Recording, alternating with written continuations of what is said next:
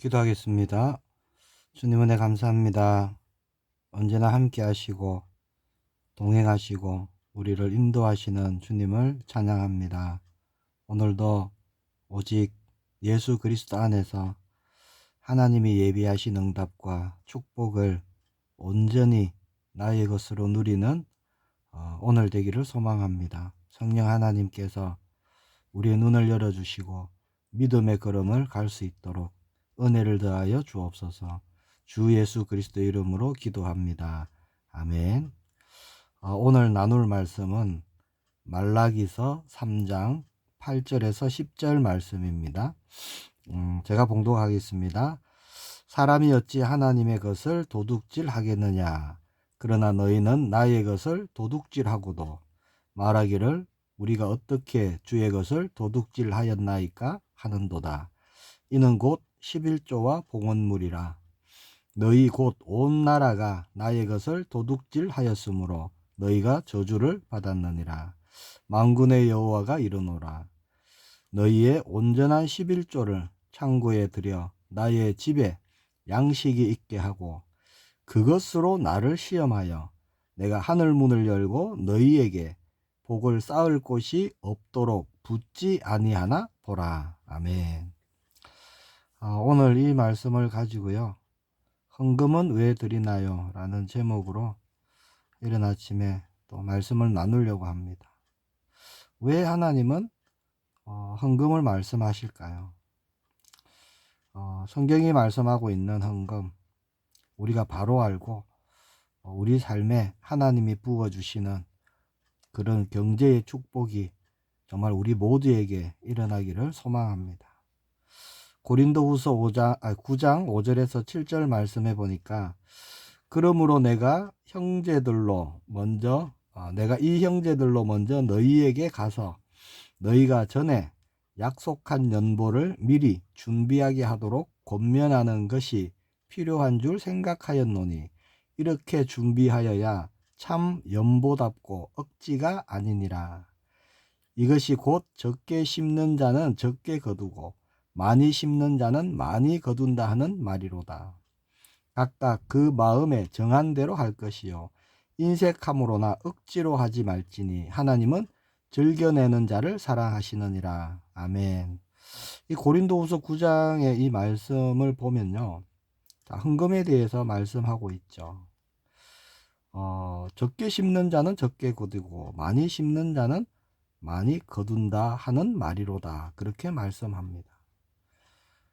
구원받은 하나님의 백성으로 하나님의 자녀로 우리의 경제는 반드시 축복받고 응답받아야 되겠죠. 마음이 정한 대로 할 것이요 인색함으로나 억지로 하지 마라. 그렇게 말씀합니다. 정말 우리가 왜 헌금을 드릴까요? 하나님이 돈이 없으십니까? 그렇지 않죠. 시편 50편 9절에서 12절에 말씀합니다. 내가 네 집에서 수소나 네 우리에서 숫염소를 가져가지 아니하리니 이는 삼림의 짐승들과 무산의 가축이 다 내 것이며 산의 모든 새들도 내가 아는 것이며 들의 짐승도 내 것이미로다. 내가 가령 줄여도 네게 이르지 아니할 것은 세계와 거기에 충만한 것이 내 것이미로다. 자, 이 말씀처럼요, 사실 모든 것이 하나님이시죠. 하나님은 부족한 게 없습니다. 만물이 하나님의 것입니다. 또 중요한 것은요, 하나님은 돈으로 하나님의 일을 하시는 분이 아니에요. 자, 그러면 왜 오늘 본문에 하나님은 11조를 비롯해서 봉헌물, 여러 가지 다른 헌금들이 이런 걸 바쳐라 그렇게 말씀하고 계실까요? 하나님이 왜 헌금 제도를 만드셨을까요? 고린도전서 16장 2절에 보니까 매주 첫날 그렇게 말씀합니다. 매주 첫날이 지금의 주일로 되는 거죠. 매주 첫날에 너희 각 사람이 수입에 따라 모아두어서 내가 갈 때에 연보를 하지 않게 하라. 이렇게 말씀하고 있습니다. 하나님은 헌금을 통해서 우리가 가진 것을 빼앗아 가십니까? 그런 게 아니죠. 하나님은 우리를 지으신 분입니다. 나보다 더 잘 아시는 분이에요. 나의 생각, 내 마음, 앉고 일어서는 거, 눕는 거, 모든 걸 아십니다. 그래서 우리의 연약함도 너무 잘 알고 계세요. 사람은 연약한 존재죠. 어떤 게 있느냐? 욕심이 있습니다. 끝없는 욕심이 있어요. 사람에게는. 하나를 가지면 둘을 가지고 싶고, 둘을 가지면 다섯을 가지고 싶고, 5개가 있으면요, 10개를 가지고 싶고, 10개 정도 있으면 다 가지고 싶어 합니다. 이게 탐심이거든요. 탐욕입니다. 창세기 2장 16절 17절에 하나님이 뭐라고 그러시죠? 여호와 하나님이 그 사람에게 명하여 이르되 동산 각종 나무의 열매는 네가 임으로 먹되 선악을 알게 하는 나무의 열매는 먹지 말라. 네가 먹는 날에는 반드시 죽으리라 하시니라. 자, 하나님께서 동산 각종 나무의 열매, 모든 열매 다 먹으라 그랬죠. 그리고 한 개만 먹지 마라 하십니다. 선악을 알게 하는 나무는 먹지 마라. 자, 이거는 하나님과 피조물, 사람과의 언약이죠. 어떤 관계냐를 나타내는 언약입니다. 자, 그런데 창세기 3장 6절에 보면요, 여자가 그 나무를 본즉 먹음직도 하고 보암직도 하고 지혜롭게 할 만큼 탐스럽기도 한 나무인지라. 여자가 그 열매를 따먹고 자기와 함께 있는 남편에게도 주매 그도 먹은지라. 자, 모든 것 다 먹을 수 있고요, 한 개 하나님께서 먹지 마라 하셨는데 탐심이 올라옵니다. 욕심이에요. 다 먹겠다는 거예요. 한 개도 남김없이 내가 다 먹겠다는 겁니다. 나도 하나님처럼 되겠다는 거예요. 야고보서 1장 15절에 욕심이 잉태한 즉 죄를 낳고 죄가 장성한 즉 사망을 낳느니라. 골로새서 3장 5절에는요, 탐심은 우상 숭배니라 그렇게 말씀합니다. 자, 내가 더 가지고요, 나를 더 챙기고, 그런 탐심은요, 나를 위한 것이에요. 내가 신이 되는 겁니다. 그래서 탐심이 우상 숭배가 되는 거예요. 나를 섬기는 거예요. 그래서 하나님은 탐심의 노예가 되지 않게 하시기 위해서 헌금 제도를 만들어 놓으신 겁니다. 하나님이 만드신 거예요. 자, 욕심을 그대로 두면 어떻게 됩니까? 그 욕심이 죄를 낳게 되죠. 결국 멸망에 이르게 되기 때문에. 그렇게 안 되도록 하시는 하나님의 안전장치가 헌금이라는 거죠. 그래서 우리가 말씀으로 욕심을 통제하지 않으면요, 그 욕심이 그 사람을 통제하게 되는 겁니다. 즉 노예가 되어버리는 거예요. 물질의 노예가 되고요, 탐욕의 노예로 살아가는 거죠. 물질 때문에 울고 물질 때문에 웃고 그렇게 되는 거예요. 로마서 6장 16절에 보니까 너희 자신을 종으로 내주어 누구에게 순종하든지 그 순종함을 받는 자의 종이 되는 줄을 너희가 알지 못하느냐. 혹은 죄의 종으로 사망에 이르고 그렇게 말씀합니다.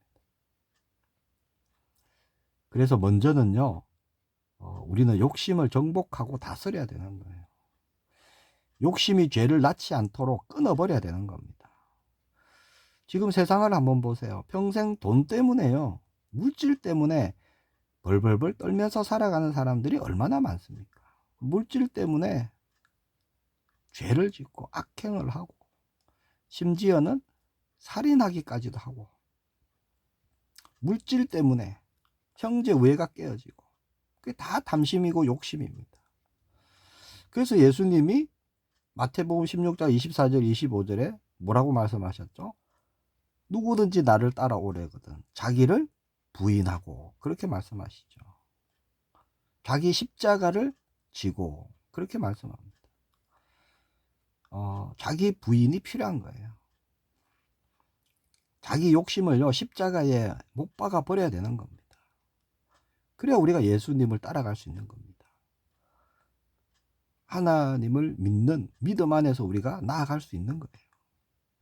자, 우리는 세상 경제가 아닌 하나님의 경제 속으로 들어가야 됩니다. 왜 그렇죠? 우리는 세상에 속한 자가 아니기 때문이죠. 우리는 돈에 끌려다니는 것이 아닙니다. 다스려야 되는 존재가 되었죠.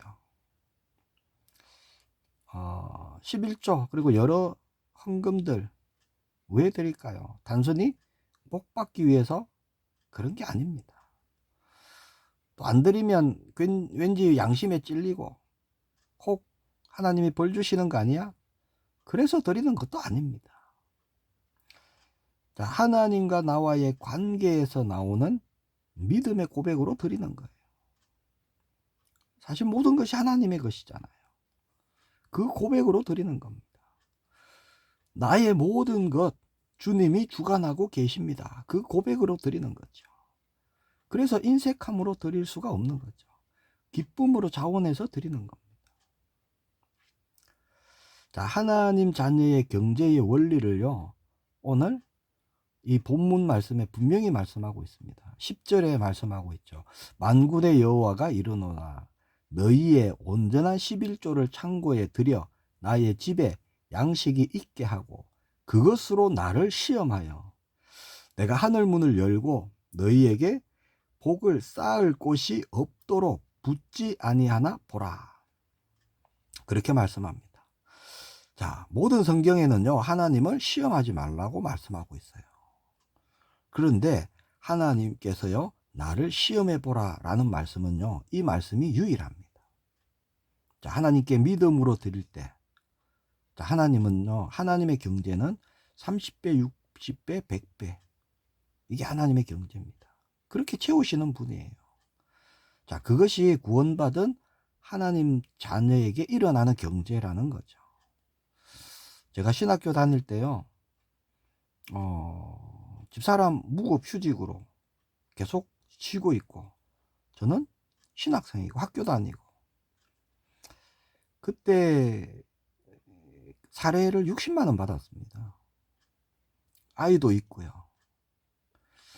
정말 돈이 없었죠. 그러나 믿음으로 하나님께 드릴 때 정말 하나님이 놀랍도록 채우셨어요.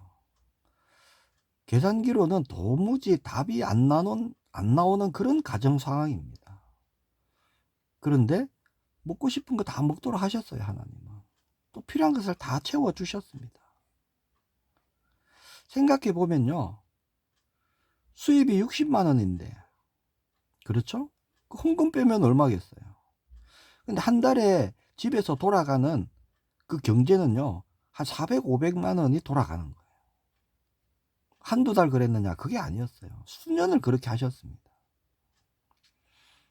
그리고 정말 이런 그 하나님이 채우시는 경제에 대한 간증들도요, 사실 굉장히 많죠. 정말 우리 모든 성도님들이 하나님이 채우시고 부으시는 그 응답과 그 축복을 체험해 보시기를 축복합니다. 자, 오늘 본문을 통해 하나님의 마음을 아시기 바랍니다. 뭐라고 그러시죠? 나를 시험해 보라 하십니다. 내가 어떤 하나님인지 시험해 보라는 거예요. 정말 돈을 두려워하지 마시기를 바랍니다. 하나님의 말씀을 믿으시고 의지하시고 믿음으로 정말 행하시기를 축복합니다. 돈에 매여 살고 돈에 끌려다니고 돈에 의해서 움직이는 자가 아니라 정말 풍성함으로 채우시는 하나님의 은혜를 체험하시고요. 누리시고 또 나누고 그래서 하나님 나라의 일에 온전히 쓰임받는 우리 모두가 되기를 축복합니다. 기도하겠습니다. 주님 은혜 감사합니다. 모든 것을 주신 분이 하나님이심을 고백합니다. 오늘 우리가 눈을 뜨고 숨 쉬는 것도 하나님의 은혜임을 고백합니다. 더 이상 물질의 종으로 살지 않기를 소망합니다. 더 이상 물질로 근심하며 두려워하지 않기를 소망합니다. 우리에게 열어주신 하나님의 경제로 인도함 받기를 소망합니다. 나를 내려놓을 수 있도록 주님 힘주시고 은혜 주시고 하나님을 향한 믿음으로 나아갈 수 있도록 은혜를 더하여 주옵소서. 하나님이 행하시고 하나님이 주시는 증거 충만으로 일어나서 살아계신 하나님이 증거되는 그 일에 쓰임받는 우리 모두의 걸음이 되게 하옵소서. 살아계신 주 예수 그리스도 이름으로 기도합니다. 아멘.